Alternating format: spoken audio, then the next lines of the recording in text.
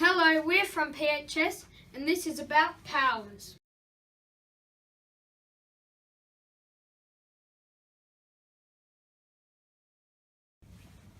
Now, what is a power? A power is a base times itself, how many times the index is. So it looks a bit like this? Correct. Then what's this number? The bigger number, or the 4, is the base. That's the number which gets times by itself. Then what's this number? The smaller number, or the 2, is the index. That's how many times you times the base by. Oh, now I get it.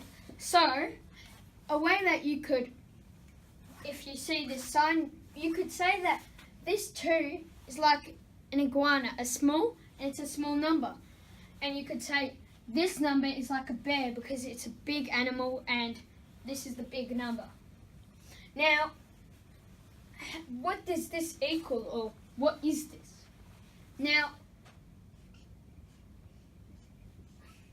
you've probably seen this before, and you've seen it like this, like anything like that. Now, why is there the 2? Now, you could say that this is the way I found out, is that that's 1 4, and that's 2 4. So, what does that mean? So, there's 1 4, so that's 1 singular 4, but there's another 4, so it's 4 times 4. Now, this number can be anywhere, any number. 1, 3, 5, 1,000, any number, as well as this number. This number can be 1, 50, and 900.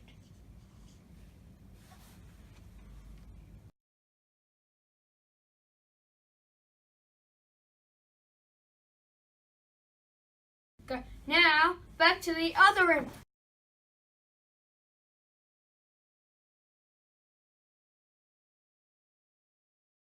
Now I've learned about powers. What's this symbol? That is a square root.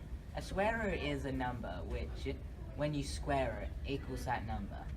So we have to find a factor that's itself times itself that equals 36. Yes, a number with index 2, or we can call that squared. So, how to find this out? Well, I guess you have to find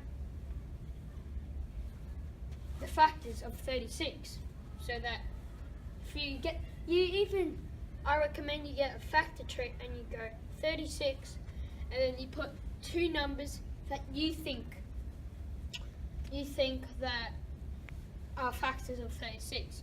So you can try this a lot of times. For example, I found 12 and 4, but they're not the same number. If I try again, I might find 6 and 6. And look, 6 times 6 equals 36, and then the same number. You can also write this as 6 squared, or base 6 index 2. So as we talked about in the last video, we had a 4 and a 2.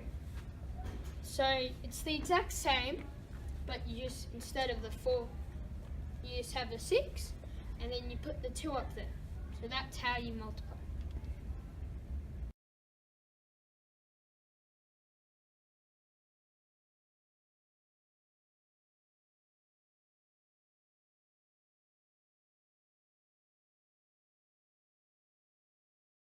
Well, now we've talked about the basics, we've got some others to calculate.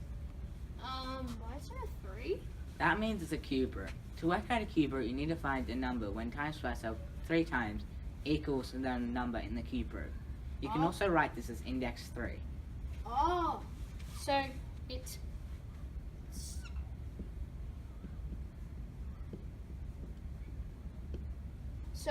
something times something times something times something.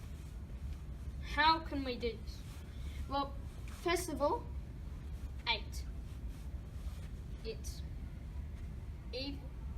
So numbers that are squared, like 7, 9, which are odd numbers, cannot be this because it's an even. But thing is, the closest squared number is 9, which is 3 times 3. So we can't do that. But we've got 4, which is 2 times 2. Now we have to times it again. Times 2. And 2 times 2 is 4, as we saw. 2 and then times by 2 again is 8. So our answer is 2.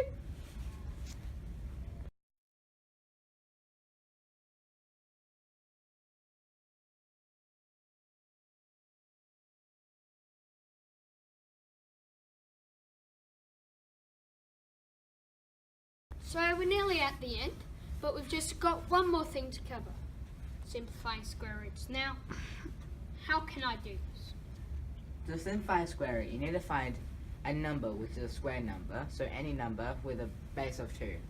And that square number also has to be a factor of the number in the square root. So I have to find 2 factors of 48. So 4 and 12.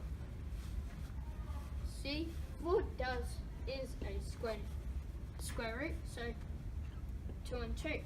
But is there a bigger one? Yes, there is a bigger number which is also a factor. So if I keep on looking. Oh, I found it. So 16 is 16 and 4 and 4.